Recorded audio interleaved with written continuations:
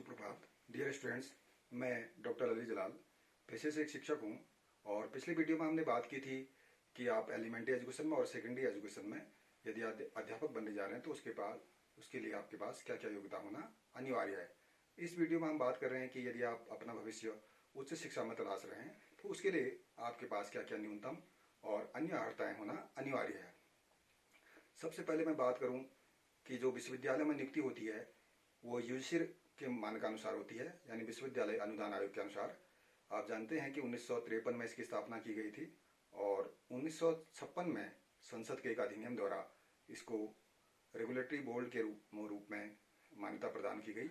अब पूरे देश में विश्वविद्यालयों में सहायक प्रोफेसर और अन्य के लिए पूरी योग्यताएं यूजीसी के नवीनतम मानकानुसार की जाती है।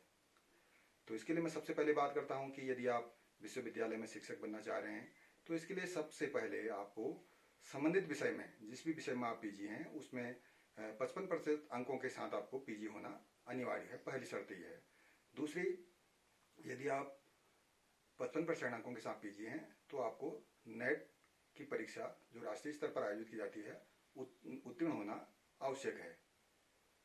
यदि आप नेट नहीं है, पीएचडी धारक हैं, तो आपके लिए भी विकल्प खुले हुए हैं। आपने यदि 11 जुलाई 2009 से पहले पीएचडी उपाधि धारण की है तो इसके लिए कुछ यूजीसी छूट प्रदान की है कुछ शर्तों के साथ।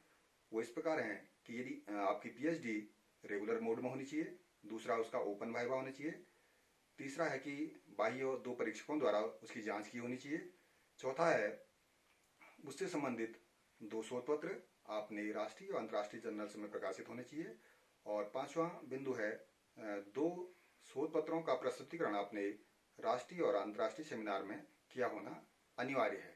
तो ये थी एक न्यूनतम योग्यताएं। और इसके अलावा इसमें जो यूजीसी के रेगुलेशन हैं मैं आपको बता दूं। रेगुलेशन 2009, यूजीसी रेगुलेशन 2016 और यूजीसी रेगुलेशन जिसके आधार पर आप वर्तमान में नियुक्तियां हो रही है जिसकी मैं बात कर रहा हूँ 2018। तो 3 रेगुलेशंस का आपको महत्वपूर्ण जो ये रेगुलेशंस हैं इनकी जानकारी होनी आवश्यक ही है। इनको आप यूजीसी की वेबसाइट पर भी देख सकते हैं। इसके अलावा यदि हम बात करें कि आपके पास 2 संबंधित योग्यताएं हो गई हैं तो उसके बाद आप विश्वविद्यालयों में असिस्टेंट प्रोफेसर के लिए चयन किस प्रकार होगा।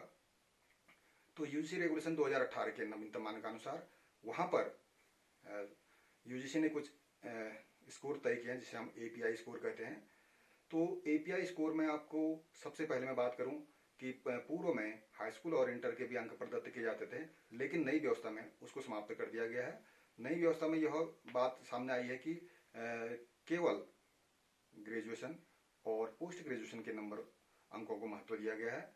तो इसमें यदि आपके ग्रेजुएशन में 80% से ऊपर हैं तो आपको 15 अंक दिए जाएंगे, और पीजी में यदि आपके 85 से ऊपर हैं तो आपको 25 अंक प्रदत्त किए जाएंगे।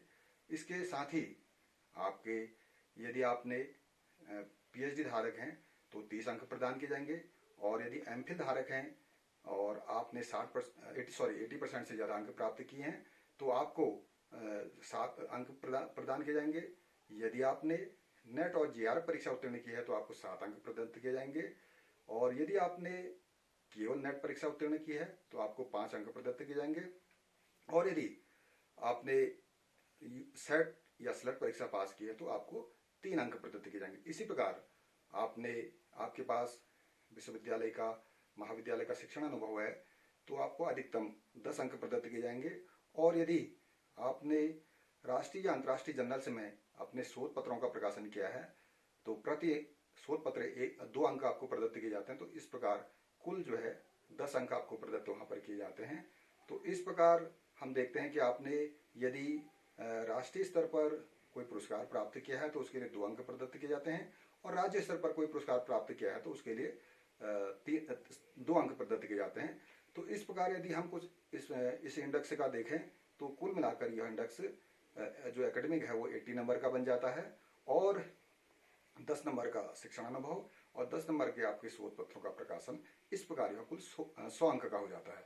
अब 100 अंक के मेरिट व्यवस्था आधारित इस चयन प्रक्रिया में आपको विश्वविद्यालय को यह अधिकार दिया गया है कि वह अपने संबंधित विषय में जहां पर उसकी रिक्तियां हैं या जितनी रिक्तियां हैं उसके अवलोकन में वो कितने कैंडिडेट्स को बुला सकता है, ये अधिकार संबंधित विश्वविद्यालय को दिया गया है।